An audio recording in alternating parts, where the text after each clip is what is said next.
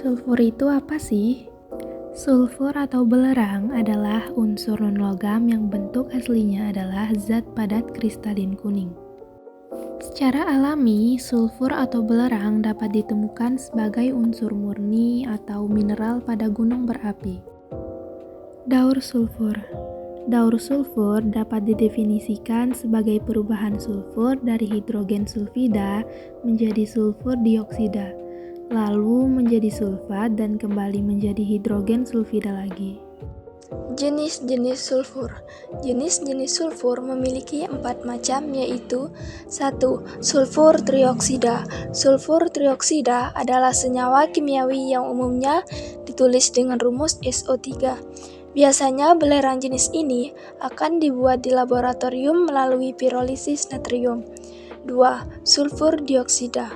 Gas SO2 adalah polutan yang banyak dihasilkan dari proses pembakaran bahan bakar fosil yang mengandung senyawa belerang seperti batu bara, kokas, minyak, maupun gas.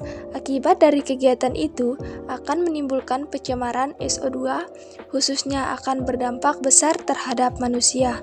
3. Sulfur heksafluorida.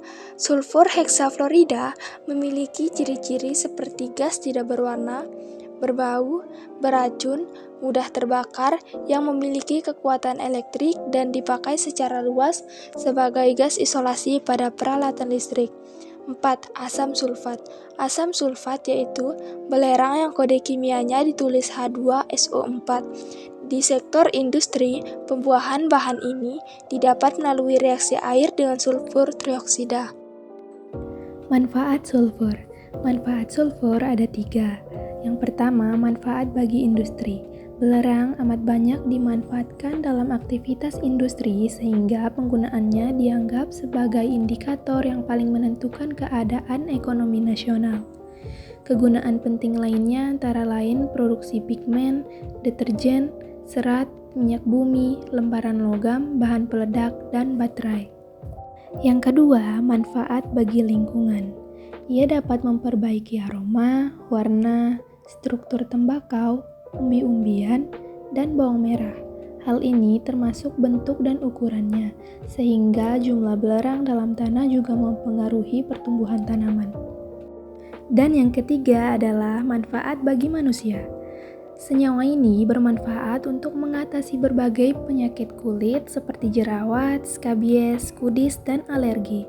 Ia juga dapat berfungsi sebagai obat sesak nafas dan radang tenggorokan.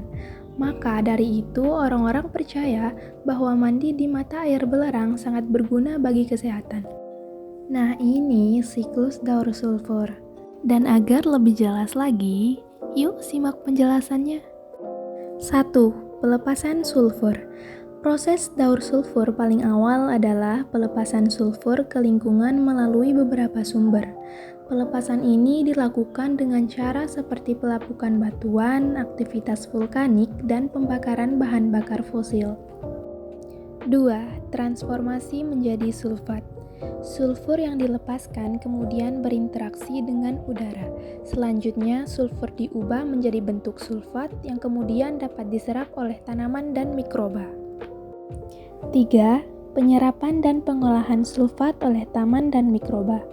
Sulfat yang ada dalam lingkungan diserap oleh tanaman dan mikroba, kemudian diubah menjadi bentuk organik yang lebih kompleks. 4. Konsumsi oleh hewan dan pergerakan melalui rantai makanan. Bentuk organik sulfur yang dihasilkan kemudian dikonsumsi oleh hewan melalui makanan mereka.